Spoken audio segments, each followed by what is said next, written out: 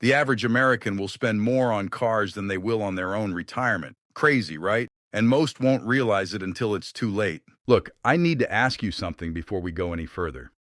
When was the last time you actually sat down and calculated what your car is truly costing you every single month?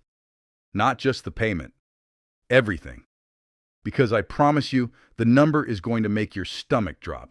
And if you're about to walk into a dealership, sign a lease, or finance a new vehicle in 2026, you absolutely cannot do that without watching this video first. Because the decision you make in the next few weeks could either free up hundreds of dollars every single month or trap you in a financial hole that takes years to climb out of. Let's get into it. Here's the thing that most people completely ignore when they're shopping for a car. The sticker price is basically a lie. Not because the number is false, but because it has absolutely nothing to do with what you'll actually spend. Take a truck sitting at $63,000. Sounds like a lot, right? But run the real numbers over 6 years, factoring in your loan interest, your gas, insurance, maintenance, registration, the random stuff that always comes up, and suddenly that $63,000 truck has cost you well over $90,000. Some scenarios push it past $120,000. And people walk into dealerships every single day without knowing this. They sit down with a salesperson, they get asked one question, and that question is the most dangerous question in automotive history. What monthly payment can you afford? That's it. That's the trap. Because the moment you start thinking in monthly payments, you stop thinking about total cost. And that's exactly where dealerships want you. So today, we're going to flip that entirely. We're going to talk about total cost of ownership, how to actually compare buying versus leasing with real numbers, when each option makes sense for your life, and how to build a framework so you never walk into a dealership financially blind again. I've also got a decision guide at the end that you can use for your specific situation. So stay with me all the way through. First, let's make sure we're speaking the same language here, because buying and leasing are fundamentally different things, and people constantly confuse the two. When you buy a car, you either pay cash up front, which almost nobody does, or you take out an auto loan. The average loan right now runs somewhere between 60 and 72 months, which is 5 to 6 years. You make payments, you pay interest, and eventually you own the car free and clear. At that point, you can keep driving it, sell it, trade it in, whatever you want. The car is yours. When you lease a car, you're essentially renting it. You pay to use it for a set period, usually 2 to 3 years. During that time, you're covered under warranty, which means surprise repair bills are mostly not your problem. But when the lease ends, you hand the keys back. You don't own anything. And then if you want a car, you start the whole process over again. Neither of these options is universally better. The right choice depends entirely on your situation, your finances, your habits, and your life. And I'm going to show you exactly how to figure that out. Let's start with a real example using concrete numbers, because this is where things get interesting. Picture that $63,000 Ford F-150. You put 20% down, which is about $12,600. You finance the rest over 72 months at roughly 6.7% interest, which is in line with current average auto loan rates. Your monthly payment comes out to around $858. Now add 15,000 miles per year in gas at about $175 a month. Stack on insurance, maintenance, registration, and the other costs that sneak up on you. After 6 years, you own this truck. The resale value is sitting around $26,000. So if you sell it, your true 6-year cost of owning this vehicle is somewhere around $92,000. Not 63, 92. Now let's look at leasing the same truck. You still put 20% down. Your monthly payment drops to around $700 for a 36-month lease. Gas costs are the same. Because you're under warranty, your maintenance costs are lower. But your insurance and fees can actually be higher when leasing. And if you go over 15,000 miles per year, you'll be paying overage charges. After 3 years, you return the truck. To keep driving, you lease again for another 3 years with similar terms. Total 6-year cost, including both lease cycles, around $109,000. So the comparison here is clear. Buying wins by roughly $17,000 over 6 years for this specific truck. But keep reading, because the story changes depending on the vehicle. Let's look at an electric vehicle situation because EVs have changed the math significantly. Take a 2025 Rivian electric SUV starting around $75,900. You put 20% down, about $15,000. You finance over 72 months at 2.99%, which is a special manufacturer rate being offered right now. Monthly payment around $922. Charging costs are lower than gas, around $125 a month. Add insurance, maintenance, and fees. After 6 years, estimated resale value around $35,000. If you keep the car, total cost is around $117,000. If you sell it, that drops to about $82,800. Now the lease option, Rivian's current deal is around $809 a month for 36 months, with about $8,700 due at signing. That signing cost includes a $7,500 federal EV lease tax credit and a $5,000 incentive from Rivian. The second lease cycle will cost more since you likely won't get those same incentives again. Total 6-year leasing cost on this SUV comes out to around $111,000. So here's the interesting part. If you sell the Rivian after 6 years, buying still wins. But if you keep it, leasing actually comes out cheaper by more than $6,000. And that manufacturer rate of 2.99% matters enormously.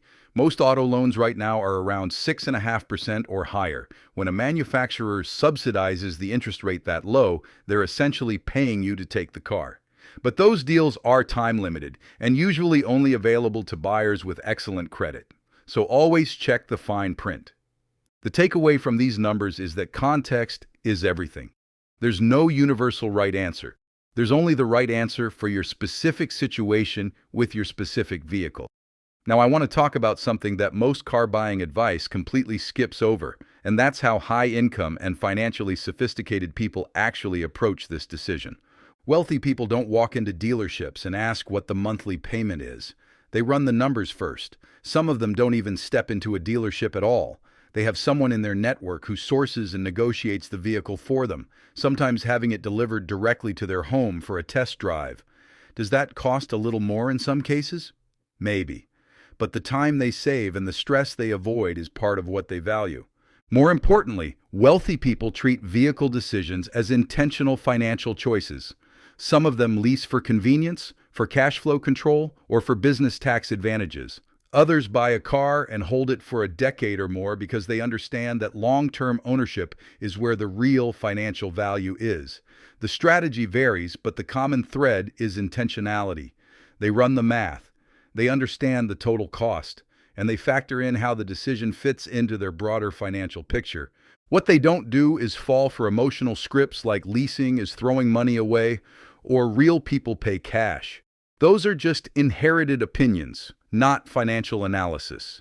The only thing that should drive this decision is the numbers and how they fit your life. So let's talk about what that actually looks like in practice. Before you even step into a dealership or open a browser to browse inventory, you need to understand your true budget. Stop asking yourself if you can afford the monthly payment. Permanently remove that phrase from your vocabulary. Instead, ask yourself about total cost of ownership. What is every dollar this vehicle will cost you, including fuel, insurance, maintenance, registration, parking, and anything else that comes with it? Here's a practical rule of thumb. Whatever your monthly car payment is, double it at minimum to estimate your true monthly transportation cost. Some financial experts would say triple it depending on where you live and what you drive.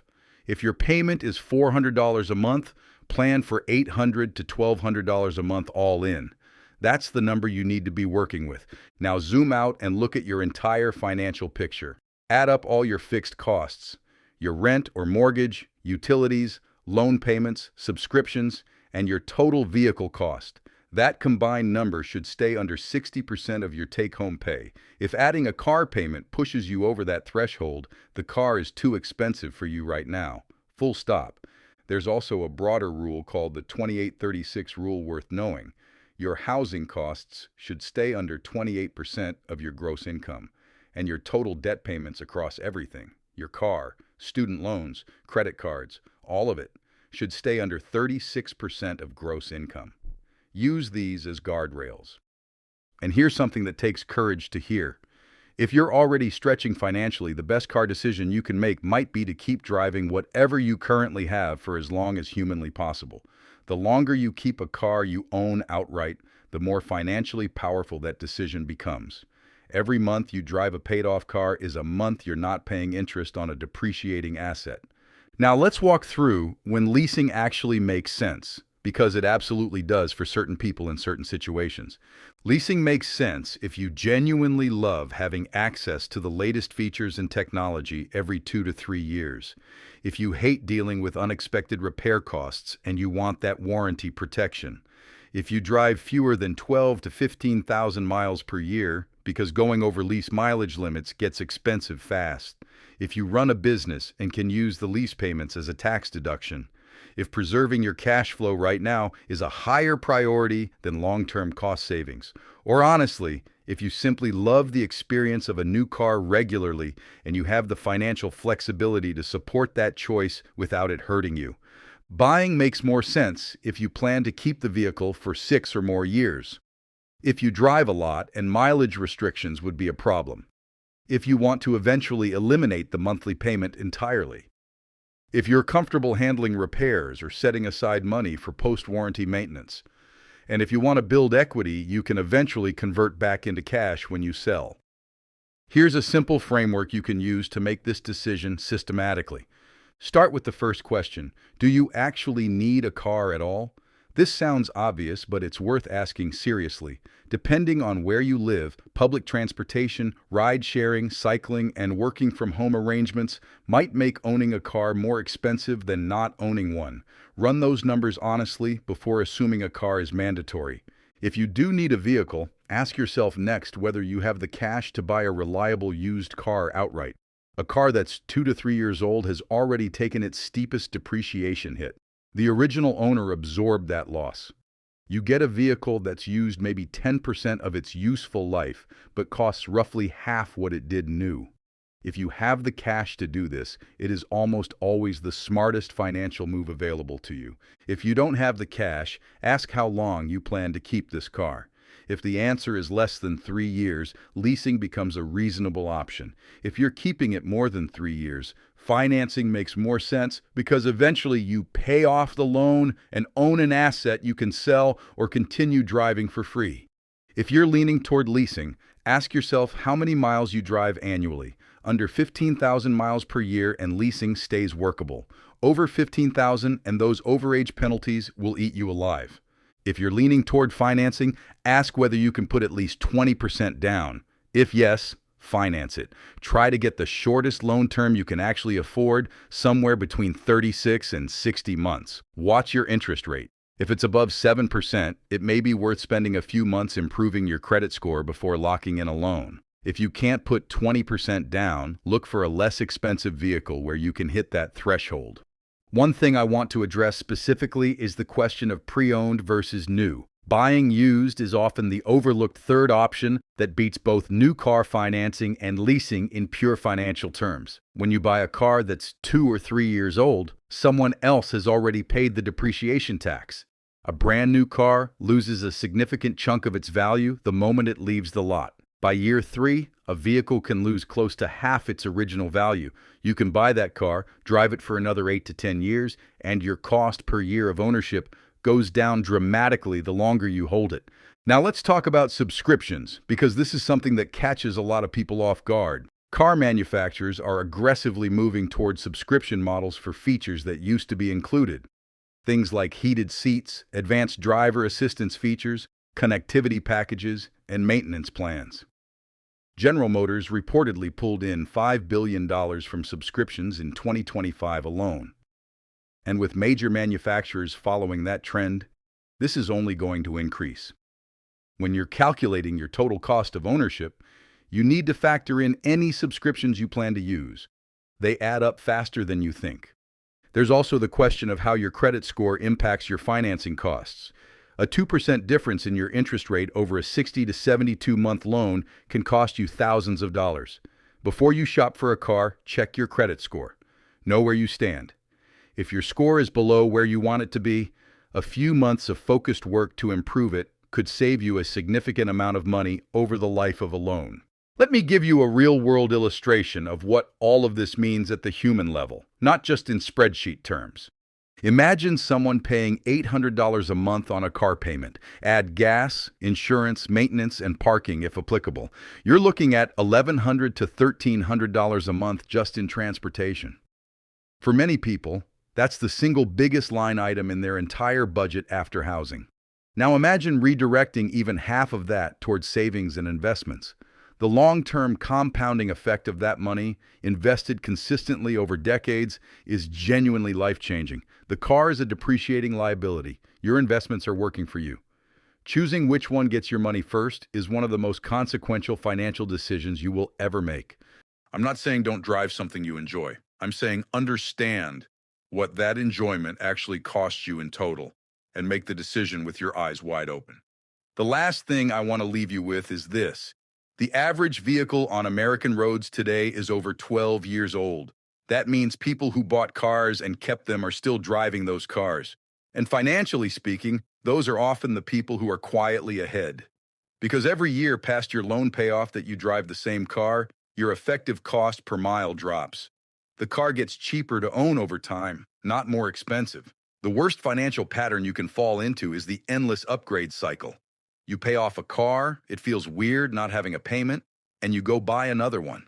That cycle keeps you perpetually in debt and perpetually paying interest on a depreciating asset for your entire driving life. So here's your checklist before you make any vehicle decision. First, calculate the total cost of ownership, not just the sticker price or the monthly payment. Second, double your estimated monthly payment to get your real monthly transportation cost. Third, check that your total fixed costs stay below 60% of take-home pay. Fourth, apply the 28-36 rule to make sure your total debt load is manageable. Fifth, use the decision framework. Do you need a car? Can you buy used with cash? How long are you keeping it? How many miles will you drive? Can you put 20% down? Sixth, check your credit score before shopping. Seventh, account for subscriptions, insurance changes, and mileage costs. And eighth, ask whether the decision fits into your broader financial goals, not just your lifestyle preferences. Car decisions are one of the highest leverage financial choices you will make in your entire life. Get this right, and you free up thousands of dollars a year. Get it wrong, and you're working just to cover a vehicle that's losing value every single day it sits in your driveway. Run your numbers, be intentional, and make the decision that actually moves your financial life forward. If you have truly found value in this video, then please leave a like and subscribe to my channel. Leave a comment and let me know which part was the most beneficial to you. Turn on post notifications so that you don't miss my new video. See you on the next one.